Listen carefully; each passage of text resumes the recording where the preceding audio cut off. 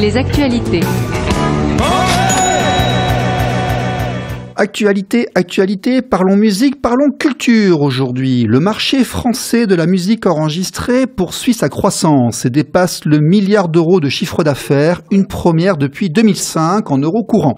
En hausse de 7%, il atteint désormais 1,3 milliard pour 968 millions d'euros en 2023. Pour comparaison, le marché mondial a été de 29,6 milliards de dollars en 2024. Donc il y a encore un petit peu d'argent, moins qu'il y a 20 ou 30 ans, mais il y en a encore. Le streaming représente 80% des revenus. Les majors, Universal, Sony, Warner, captent toujours environ 75% du marché hexagonal, laissant les indépendants se partager les miettes malgré leur rôle clé. Ils produisent 80% des contenus musicaux. On est en pleine loi de Pareto, 20% des contenus font 80% des recettes du marché. Voilà. Pourtant, il reste un peu de place. Selon Media Research, les indépendants ont généré 14,3 milliards de dollars. Deezer a ainsi révélé qu'au moins 10% des morceaux qui lui sont livrés quotidiennement sont intégralement conçus par IA. C'est une nouveauté, c'est-à-dire que plus de 10 000 titres par jour ne sont plus conçus par des humains, mais par de l'intelligence artificielle. Pour comparer, et puis pour comprendre aussi, il y a grosso modo 120 000 titres par jour uploadés sur les plateformes de streaming, Spotify, YouTube Music, Deezer, ça veut dire 120 000 nouveaux titres par jour, 3 à 4 minutes par jour, vous voyez, il est quand même très difficile de se faire de la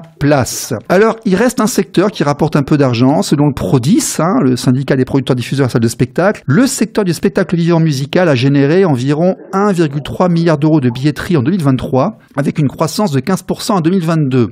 Clairement, les gens sortent, vont voir du spectacle vivant et autant ils payent très peu pour la musique enregistrée, autant les gens vont payer pour aller voir des gens se produire en direct devant eux. Et donc, dans ce domaine, il y a des gens qui arrivent, qui ont le feu sacré, qui ont la foi, qui veulent être musiciens et qui sont musiciens indépendants, qui ne sont pas signés par des majors et qui veulent promouvoir leur CD, leur musique. Sami Akrour du label Artistica Productions. Comment on fait pour survivre, pour exister par rapport à tous ces chiffres gigantesques quand on arrive de nulle part comme ça? C'est vrai que ces chiffres sont gigantesques. Je te le fais pas dire, Stéphane, dans tous les cas, et chers auditeurs. C'est vrai que, comme tu le dis, il faut se démarquer, il faut pouvoir proposer quelque chose de novateur, quelque chose qui est complètement différent de ce qu'on a l'habitude d'entendre sur le marché. Et pour ma part aussi, moi, je fais de la musique instrumentale. Donc, c'est vrai que c'est des musiques de format qu'on n'entend pas forcément en radio, qui sont souvent boudées par les radios, parce que nous, on se laisse, on va dire, porté par le bien-être de la musique et des fois on a des titres qui peuvent faire des 5, 6, 7, 8 minutes qui ne respectent pas les standards de la radio et concrètement voilà, il faut pouvoir se démarquer, essayer de trouver un nouveau genre, un nouveau style pour pouvoir captiver l'auditeur, le téléspectateur et c'est ce que j'essaye de faire en tout cas. Voilà. Alors il y a un marché aussi que j'ai pas forcément évoqué qui pourtant est très présent et que beaucoup de gens de mon entourage, c'est le marché de la production audiovisuelle, c'est-à-dire les musiques de documentaires, de films, de publicités qui parfois sont faites sur demande, de manière un petit peu urgente. Ouais.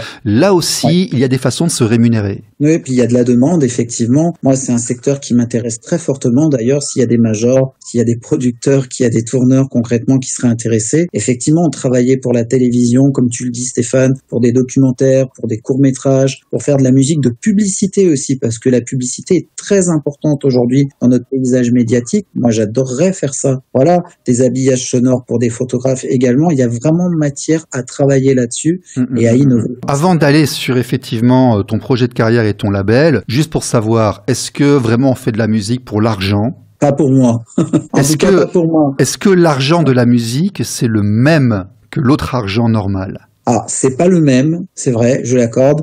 Mais moi, concrètement, c'est ma musique. Oui. C'est-à-dire que je me fais plaisir avant tout, voilà. Il faut bien vivre, mais je veux dire, par exemple, en tant que musicien, lorsque tu récupères 150 € pour une soirée, c'est un argent qui a une odeur particulière, qui a un goût particulier, qui vaut triple, qui vaut quadruple. L'argent de la musique pour un musicien, est-ce que vraiment c'est le même que celui qu'on gagne au McDo ou dans une entreprise comme lambda, comme ça, quoi?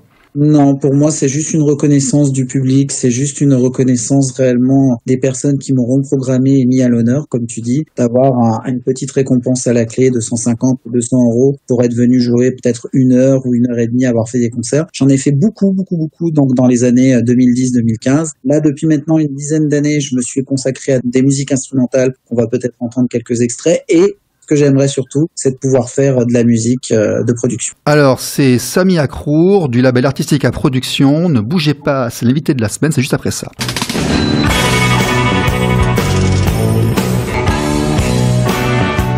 l'invité de la semaine.